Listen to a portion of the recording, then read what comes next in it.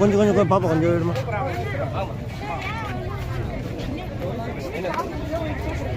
நாலஞ்சு வருஷம் இந்த போராட்டம்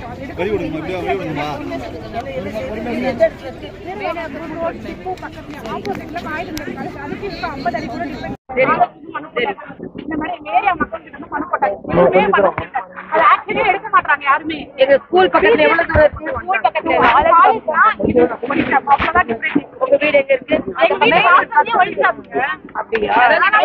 எவ்வளவு நாளா இருக்கு? அது ஒரு 3 வருஷத்துக்கிட்ட இருக்கு. நாங்களும் மனு மேல வாழ போட்டோம். நான் படிச்ச காலேஜ்ல இருந்து மனு போட்டேன். அதே காலேஜ் தான் நான் படிச்சேன். எங்க காலேஜ்ல இருந்து மனு போட்டோம். எங்க வீட்டு ஏரியால இருந்து போட்டோம். போராட்டமும் பண்ணி பார்த்தோம். எங்களால எடுக்க முடியல. நீங்க ஏதாவது ஆக்ஷன் பண்ணுங்க. அவங்க சரி நான் பாக்குறோம். நாங்க போராட்டம் பண்ணி உங்களுக்கு வேலைக்கு தரோம். டாஸ்மாக் எல்லாத்தையுமே நாங்க நீக்கணும்னு நினைக்கிறோம். உங்க வீட்டு கிட்ட இருக்கிற நான் 8 மணிக்கு வரேன். எங்க அம்மா அந்த ஒயிட் ஷாப்னால எனக்கு என்ன வேலைக்கு போவாதன்றாங்க. அந்த ஒயிட் ஷாப்னால நான் ஏன் போக கூடாது?